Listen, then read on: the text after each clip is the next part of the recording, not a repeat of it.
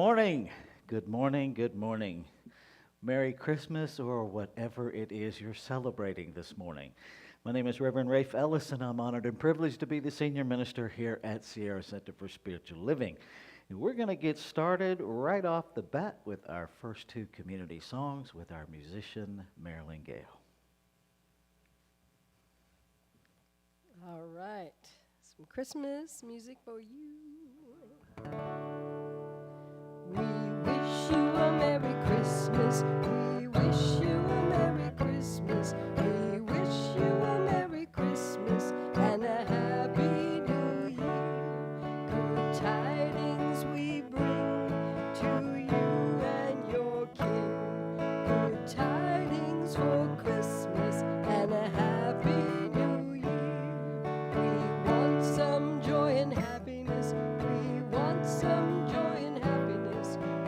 We want some joy and happiness and a cup of good cheer. Good tidings we bring to you and your King. Good tidings for Christmas and a Happy New Year. We're grateful to be alive today. We're grateful to be alive today. We're grateful to be alive today. And for each of us here, good tidings we bring to you and your King. Good tidings for Christmas and a Happy New Year. We wish you a Merry Christmas. We wish you a Merry Christmas. We wish you a Merry Christmas and a Happy New Year.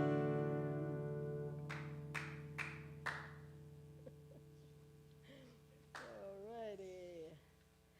And dashing through the snow in a one-horse open sleigh, over the hills we go, laughing all the way. Ha ha ha, bells and bobtails ring, making spirits bright. What fun it is to ride and sing a sleighing song tonight. Oh, jingle bells, jingle all the way.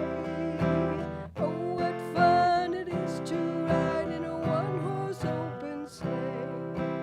Oh, what fun it is to ride in a one-horse open sleigh.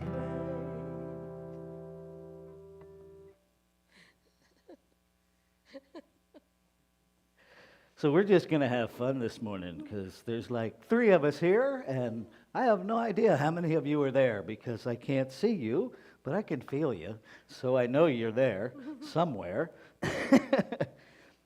So this is a time where I get to remind us of who we are. We are a radically inclusive, spiritually progressive, supportive community, intra-faith community that celebrates the diversity of creation. We strive to live authentic lives through a practical application of spiritual principles. We engage in sacred practices that uplift our spirit, deepen our awareness, and ignite our soul's self-expression. We demonstrate active compassion to ourselves, each other, and the world. We experience meaningful contribution through giving generously of our time, talents, and treasures, and we intentionally share our community and our teachings of the science of mind and spirit. And one of the things that we do every Sunday morning is our candle lighting ritual. I've asked Marilyn to assist me with this morning.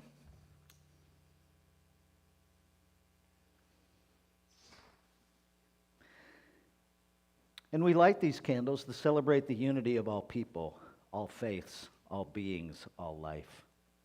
We light the first candle for the shamanic traditions, honoring the beliefs and practices of all indigenous peoples. We light the second candle for Hinduism, honoring the path of knowledge, action, and devotion. We light the third candle for Taoism, honoring the path of ultimate reality, the natural way.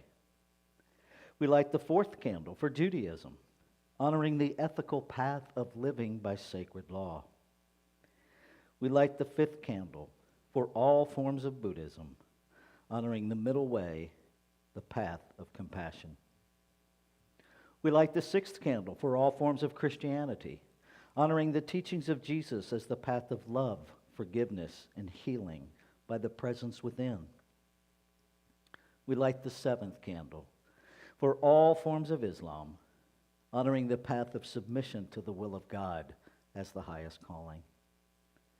We light the eighth candle for the religion of Baha'i, honoring the path of unity and peace. We light the ninth candle for all forms of New Thought teachings, honoring the metaphysical path of mental healing through a practice of the universal spiritual principles of love and law. We light the 10th candle for absolute inclusivity, affirming that all are welcome and celebrated here. And we light this final candle, honoring the infinity of oneness as all creation, seen and unseen. Thank you, Marilyn. I'm going to give Marilyn a second to get her guitar back on.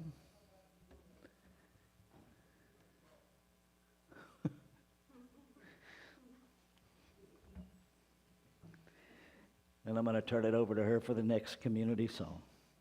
Here we go. All right.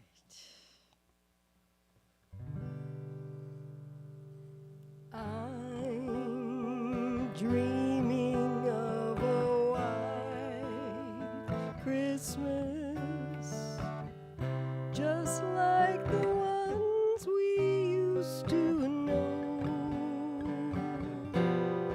where the treetops glisten when children listen to hear sleigh bells in the snow. I'm dreaming of a white Christmas, with every Christmas card I write. May your days be merry and bright, and may all your Christmases be white. Let's sing it again all the way through. I'm dreaming of a white Christmas, just like the ones I used to know, where the treetops glisten and children listen to hear sleigh bells in the snow. I'm dreaming of a white Christmas, with every Christmas card I write. May your days be merry and bright, and may all your Christmases be white.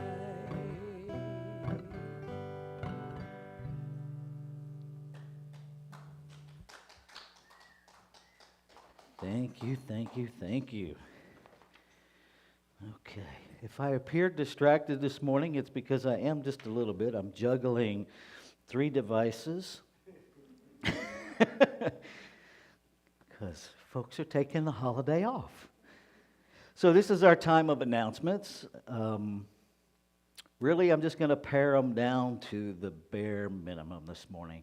Our annual meeting is the last Sunday in January. That'll be January 29th. If you are a member of Sierra Center for Spiritual Living, we really want you to attend because your voice matters, and we don't know what you want if you don't show up and tell us.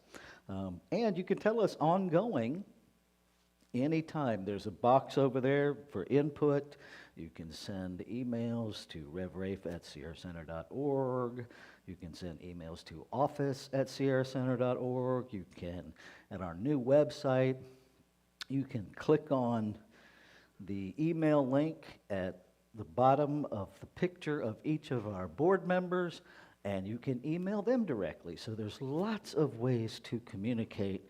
If you are called to run for the Board of Trustees, we do have 5 open seats, and so we encourage you to get your hat in the ring. And in order to do that, you need to connect with me, and I will get you the application, and we will get that taken care of and move forward.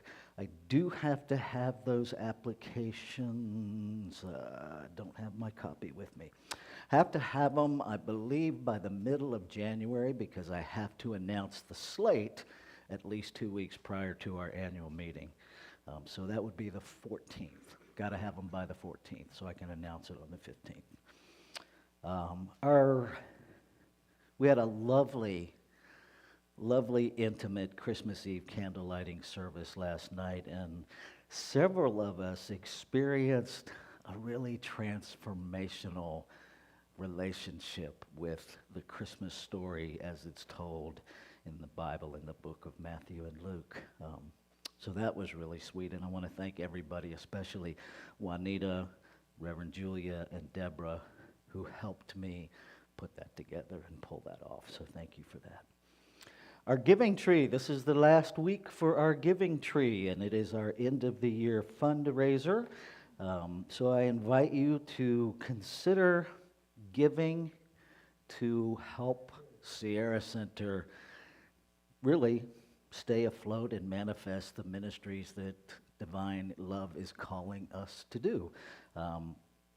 People are relating it to some event in their life, how long you've been on the planet, how long you've been married, how long you've been unmarried, because we can balance the scale there. How long you've been a member here, whatever is meaningful to you, and then we will put your card or a card for you, because you can give directly online, and then we will recognize that by putting it on the tree. So that is available. Yeah, I think that's all I'm going to announce at the moment. So this is our time of inward shift. Whoop, wrong way. There we go. And our community principle, our community value this morning is service. And here's what I'm going to say about service. It's showing up for humanity, for community, for relationship, doing whatever is alive in you to do that is beneficial for both you and the relationship that you're serving. And that shows up in a lot of different ways. I know there's one community that I've been a part of for well over 40 years, and sometimes the greatest service that I do for myself looks like it's a service I'm doing for them. And being 45 years ago, it started out cleaning ashtrays and making coffee and setting up chairs, and it didn't seem like I was doing a whole lot. But what was really happening is that I was learning the value of my presence and the value of my commitment and the value of giving without any expectation of getting anything back. That's what true service really is. And so I invite you, as we go into our time of meditation, to just allow yourself to be aware of what service have you engaged in that has grown you, and what service is calling you?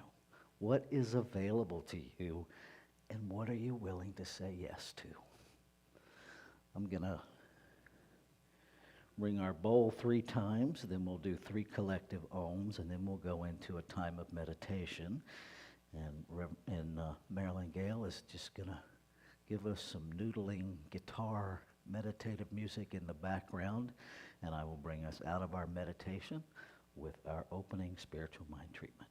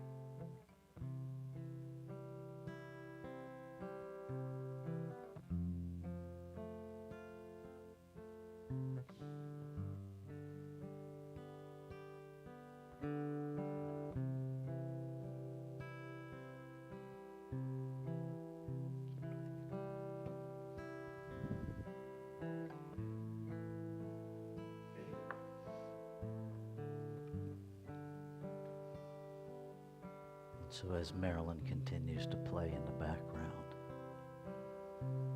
I invite you to go deeper, to just allow the music to pull you inward to that place where you recognize with me that there is only one infinite love, one infinite source, and that you are magically made out of it, divinely made out of it, never separate from it, that it is the very substance out of which we are each birthed, and that is birthed in us as us.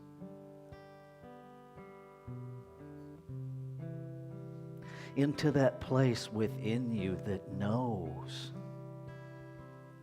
the truth of your being, the wholeness of your being, the birthright of your being. And claim and affirm with me in consciousness that you truly are that. And that on this day where we celebrate the birth of Christ consciousness, that you claim and affirm a celebration of the Christ consciousness in, through, and as you. That you claim, affirm, and accept as true the perfection of your being. That beyond appearance, the very essence of each is that perfection of creation itself. And that as we more deeply know that, we more fully step into an experience of that in all that we think, do, and say. I claim it, I affirm it, I know it to be true. The perfection, the love, the peace, the beauty of every exquisitely individualized expression of divinity. So grateful. So grateful to know that the word spoken is the word fulfilled.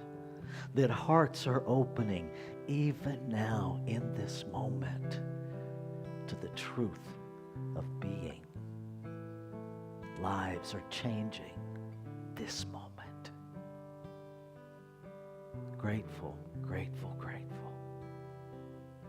And so it is from this gratitude that I release my word into that activity of law that only knows yes, has already said it, and is already making it so. And so I invite you to join me as we say together, and so it is.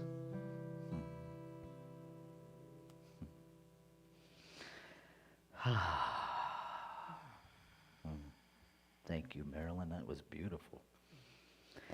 So this is our time of affirmation. Let's see if I go the right way. There we go. So I will read it through once, and then we will read it through together. I am grateful for the gifts that are mine to share. Let's read that together.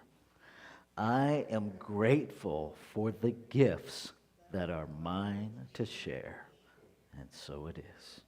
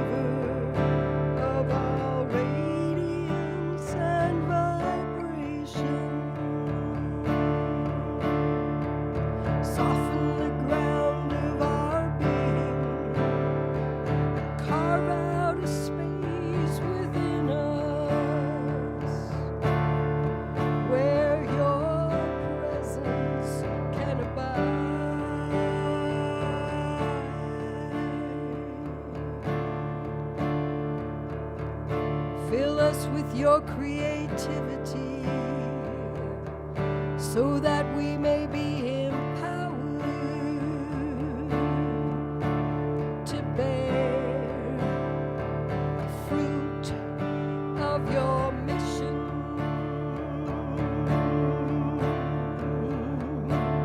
Let each of our actions bear fruit in accordance with your desire.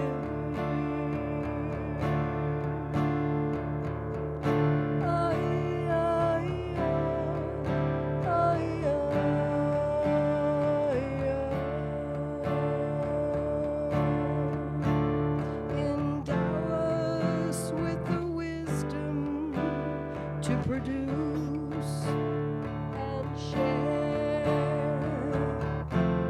what each being needs to grow and flourish.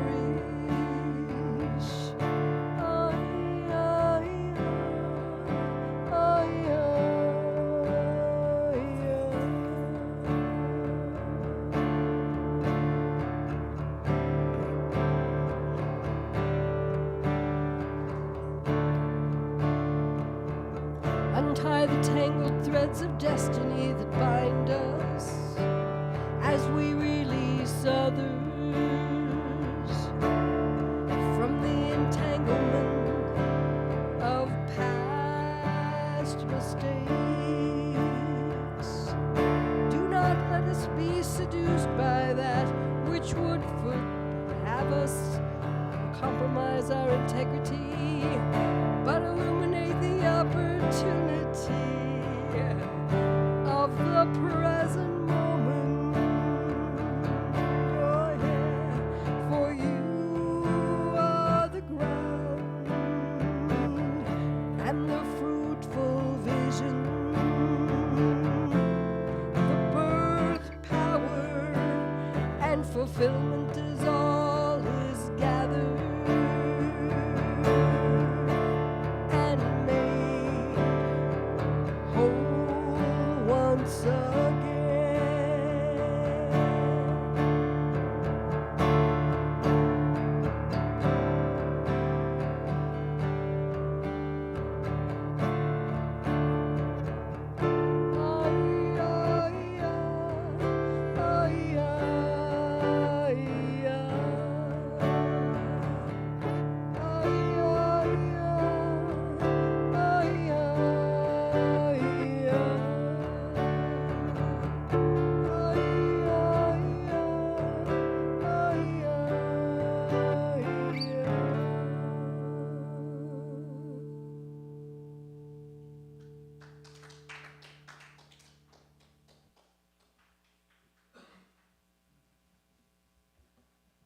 Thank you so much, Marilyn.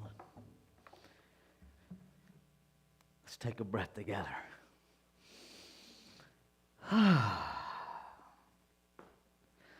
So this morning we wrap up our monthly theme, Everyday Wonder as Community.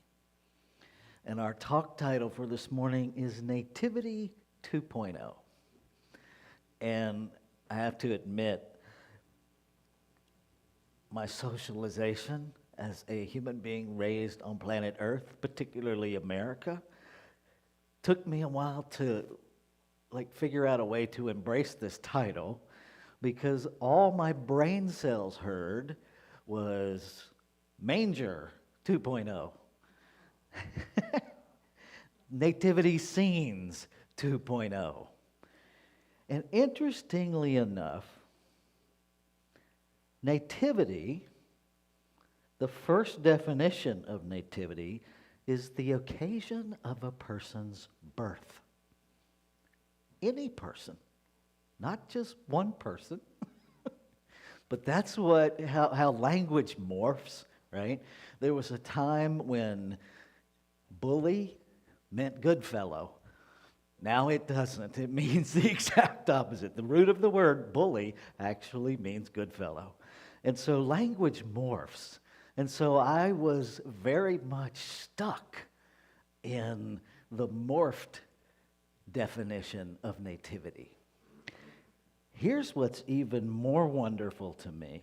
If we go all the way back to the Latin for the word nativity, it literally means arisen by birth. Arisen by birth. Now, if we think about that for just a moment in terms of consciousness, in terms of oneness, in terms of wholeness, well, now I'm excited. Because the occasion of every person's birth is consciousness itself arisen by birth. That we are literally that in physical form. And it's just exciting to me to lean into that. Now, it didn't completely exempt me from all the imagery of Christmas and the manger and no room in the inn. And so I just sat with that stuff and I allowed it to inform this talk. And it's interesting to me that, excuse me, thank you. The perspective that I've always gotten from growing up in Christianity, the whole there was no room in the inn was always a negative. It was always shared from the perspective of they weren't welcome in the inn. It was always couched somehow in the idea that Mary was pregnant and unmarried, and so they weren't welcomed in the inn. That's not what it says. It says there was no room in the inn, which just means sold out. If you and I are traveling, imagine everyone had to go to be taxed. Right? That's a whole lot of people. I'm just guessing they didn't have the infrastructure to accommodate all the travelers. And then it was absolutely not personal. That it wasn't one of those cases where, oh yeah, we got 3 rooms, but we're not giving one to you. But that's how it was always presented to me. That there was some negative connotation. That morphed into Jesus and Mary were poverty-stricken, which is why Jesus was birthed in a manger. Well, perhaps if they were truly poverty-stricken, they would never have gone to the inn to ask for a room in the first place. I'm just saying. It's quite possible we misinterpreted that to justify our own view. Because if I don't have the money to rent a room, I'm probably not even going to ask. So perhaps they had plenty of money. And perhaps at the time on planet Earth, there just weren't enough hotel rooms. And perhaps the provision of a manger was amazing. Because if you're going to birth a baby and you don't have a room, perhaps a manger that at least has some warmth and some softness and is some sort of shelter beats the heck out of having it on the street corner. Right? But how often do we look at the manger as the gift that it actually was? It was a warm, safe place for Mary to birth her baby.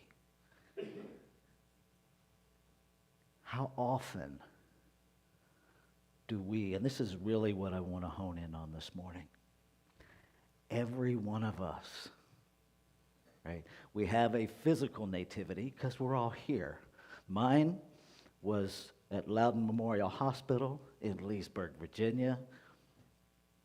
My manger was labor and delivery in that hospital. The nurses delivered me because infinite wisdom decided to have me show up while my doctor and my father were stuck in a snowdrift. Because when you're born in December, that can happen. Right? That was my nativity. What was my manger? That's the part that I'm after. What was the part where Spirit showed up to provide what wasn't readily available?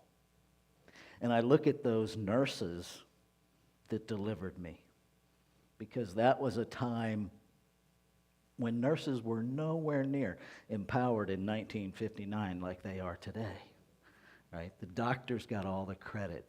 The doctors did everything. Well, in my nativity, the doctor wasn't available. Wasn't even available. And so my manger showed up as nurses that were probably in all likelihood way more accomplished than the doctor, because they do it all the time. Sidebar. I'm driving through McDonald's drive-through one day years ago, and I noticed a plate frame on the car in front of me that just made me laugh. It said, "ER nurse, we save your butt, we don't kiss it." Now, that's not exactly what it said, but I'm cleaning it up for the moment, right? Because that's what nurses do. Nurses save people. They save the doctors behind a lot of times because they see things differently. And so perhaps this idea of the manger and this continuous thing called birth is an invitation for us to continuously see things differently, right?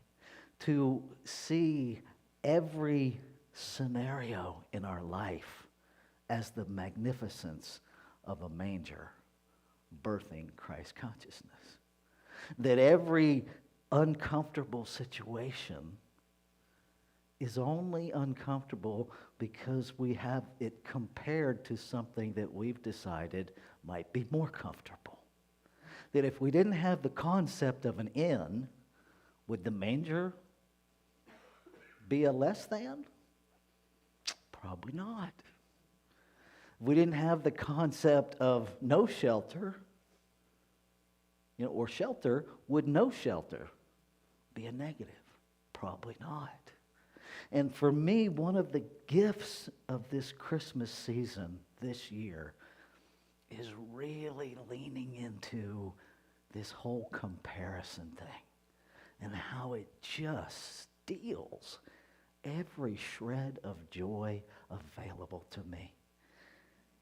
Christmas is hard for a lot of people. It just is, It's like Mother's Day and Father's Day because, take out whatever volume of Shouldapedia you're living from in your consciousness, right? And there's chapters on how it should be, of how Christmas should be. And we've taken the idea of the Magi bringing gifts and commercialized it until we've stripped away all the joy.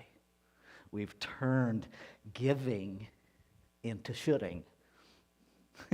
And if you don't have the capacity to give the way the Shouldapedia dictates that you should give, then suddenly you experience yourself as less than. Now think about that. We're all operating from conditioning that came from people we've never met in this physical realm, and yet we're surrendering all of our power to them, of our sense of our own worth, because we can't do something external that somebody said we should do. It's interesting, isn't it? This year, Deborah and I made a conscious choice to do nothing for Christmas. We weren't even sure why. it just kind of came up for us. And what we've realized is it has given us time and space to really evaluate, what are we celebrating this time of year? And mostly we were celebrating somebody else's should book. Right? We're celebrating what we're supposed to celebrate, what we should celebrate, and completely lost what is available to celebrate, which is the birth of consciousness in every physical form, beyond the behavior, beyond how somebody shows up, to look into somebody else's eyes and see God, no matter what those eyes are doing. Am I willing to look into your eyes and see God, to move it beyond intellectual knowing to seeing you with the eyes of my heart? One of the things I was taught when I studied with the elders of the Eastern Band of the Cherokee Nation: look with my eyes, see with my heart,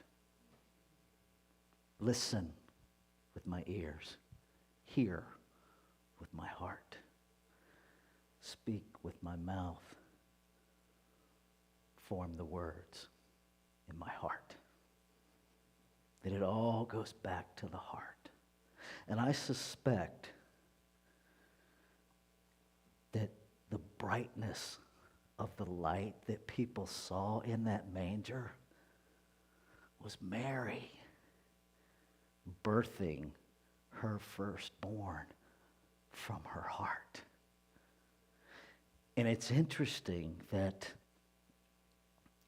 we sometimes miss, for me, the most magical part of the story in the Bible is that it all started with a vision. It all started with a vision. Mary had a vision that informed her of what was going to happen. Before she even knew she was pregnant, something came to her and said, this is what's happening. And this is how it's all going to play out. And unlike me, Mary trusted the vision. I don't always trust my vision. How about you? You know, every time, and we all get them. We all get divine nudges. We all get ideas that seem so far outside the box, we think we're crazy, or we at least think the idea's crazy. I can imagine in that moment where here's Mary, right? She's got a fiance, but she doesn't have a husband yet.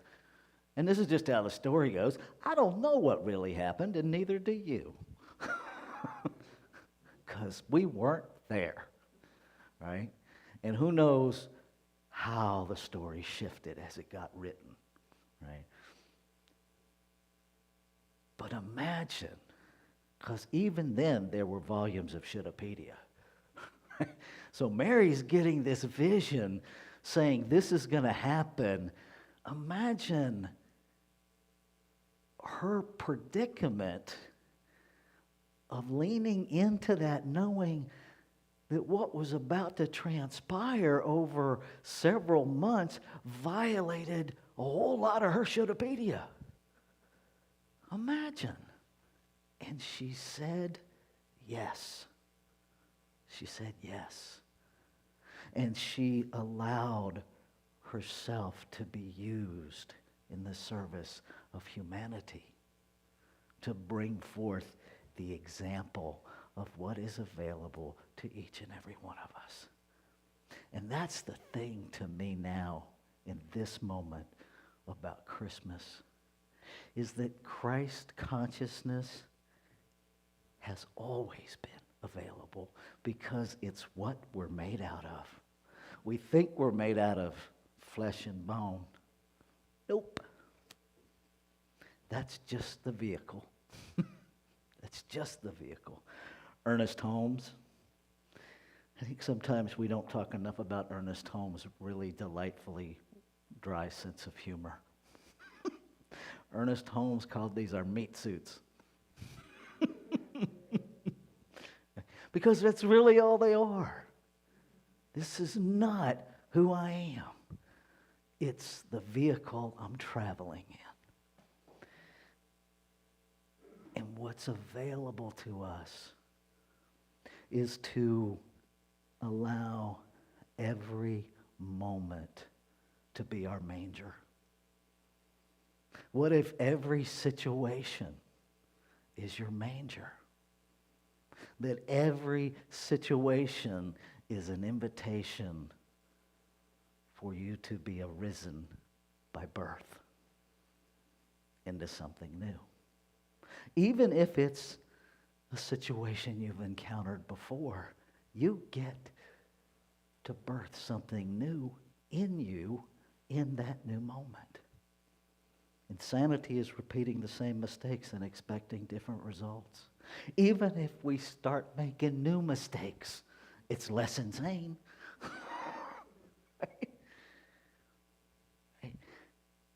Life builds upon life. I'm looking here in the room and we have all of these lights. And I can't imagine that at any point Thomas Edison imagined Christmas lights. Right? I just don't think he did. Right? I don't think that's how it went down. But what he allowed himself to say yes to was bringing forth light and electricity and putting all that together. And life builds upon itself. And so if every moment is Christ consciousness, then every situation gets to be a manger. And every breath gets to be a birth. And every newness, we get to be the Virgin Mary. Right?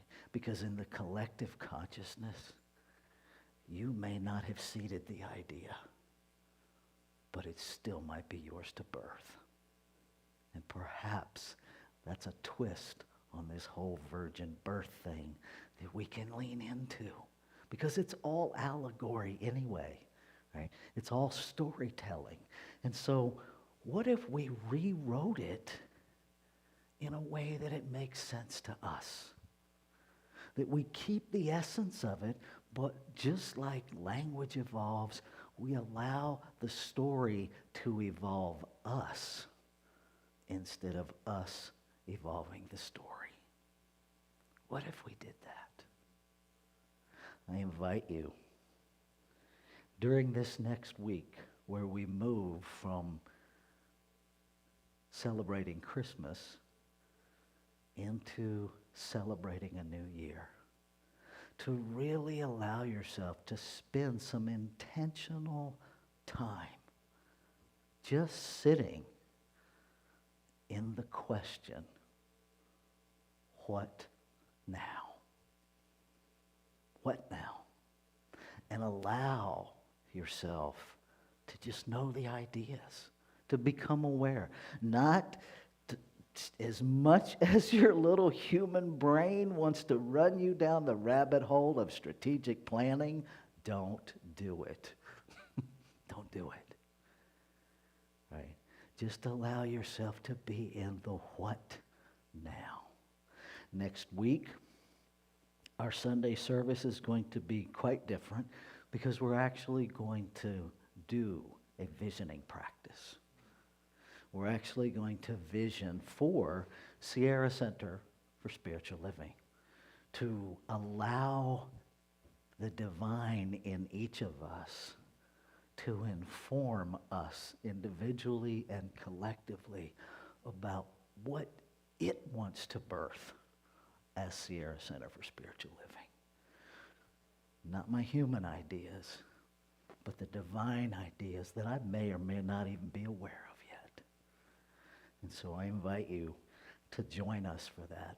And in this next week, to just be in the question, what now? That there's no answer to be gotten. It's more about staying in the question than finding an answer. Let's take this into prayer.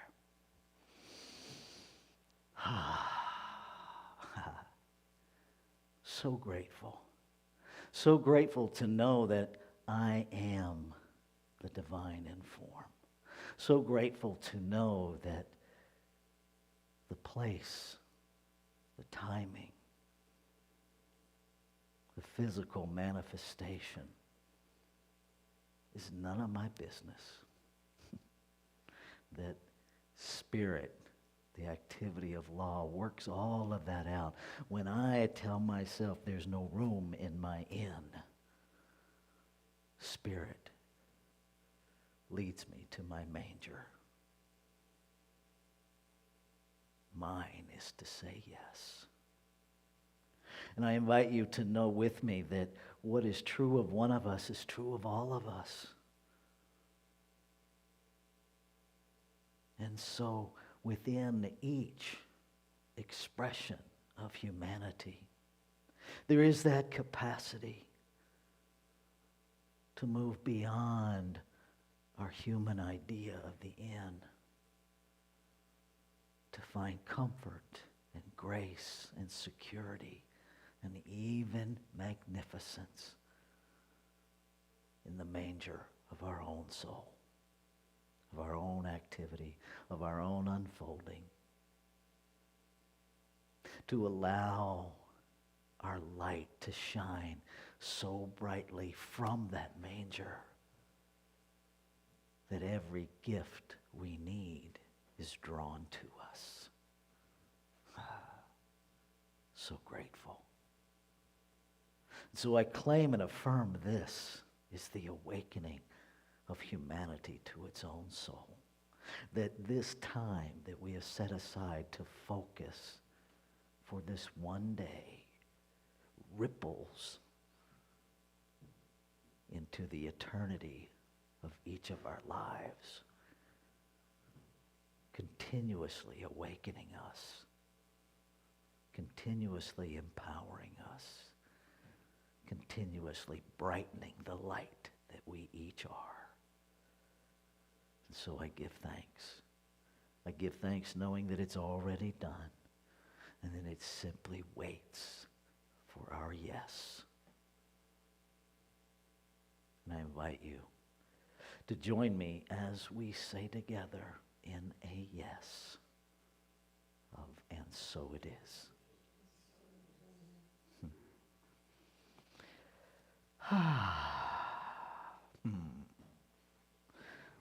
Okay. Make sure I turn this the right direction. Hey, I'm getting better. By the time this is over, I'll have this all figured out. So this is our time of giving. And I'll come around with the basket. Or if somebody wants to grab the basket, and thank you, Tate. Appreciate that. So let's say our giving affirmation together, shall we? Well, let me get back on the right page. There it is. I give this gift with love and joy. From a consciousness of abundance, divine love blesses and prospers all that I have, all that I give, and all that I receive. And so it is. Please receive the gifts.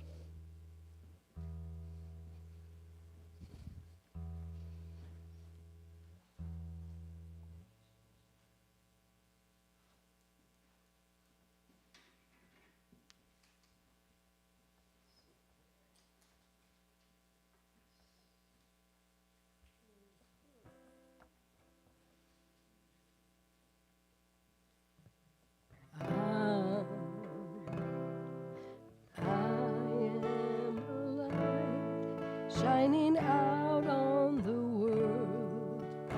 Open your heart and receive who I am. You are a light shining out on the world.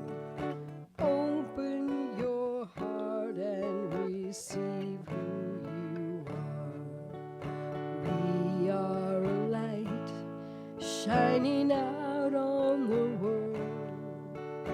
Open your heart and receive who we are.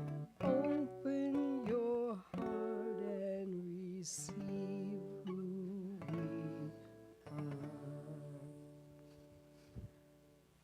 Thank you, Marilyn. So I speak a word of gratitude, a word of acceptance, a word of divine circulation, knowing that we give through Sierra Center to do good work in the world, to sustain and to grow every ministry that the divine has for us here. I simply say thank you, thank you, thank you. And so it is. Okay, what do we have next? Did that? Okay, so thank you. Thank you to each of you for showing up. Thank you to you for showing up. Thank you to you for putting the music together, for showing up. I know it is always challenging to try to sing through congestion, and I just really hold you in tremendous high esteem because that's a tough one, and you pulled it off brilliantly. So I'm going to turn it back over to Marilyn here in just a second. We're going to do our benediction, then I'm going to turn it over to her for our closing song while I go get ready to close down the live stream. So let's do our benediction, shall we? Here we go.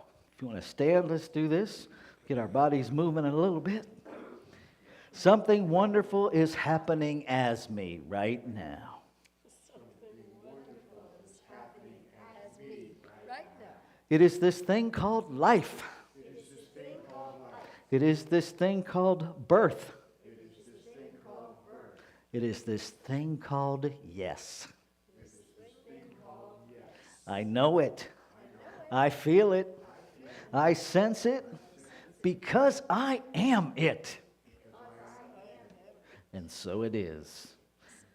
All yours, Miss Marilyn.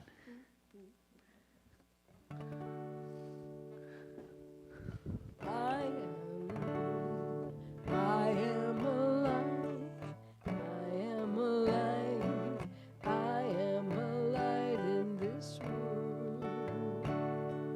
I am a light. I am a light. I am a light in this world. And I shine. And I shine. And I shine so bright.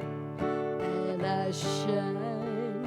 And I shine. And I shine so bright. You are a light. You are a light. You are a light. You are a light in this world. You are a light. You are a light. You are a light in this world. And you shine. And you shine. And you shine so bright. And you shine. And you shine. And you shine so bright. We are a light. We are a light. We are a light. We are a light in this world. We are a light. We are a light. We are a light in this world. And we shine. And we shine. And we shine so bright. And we shine. And we shine. And we shine so bright. And we shine. And we shine. Oh, we shine. Oh, we shine so bright.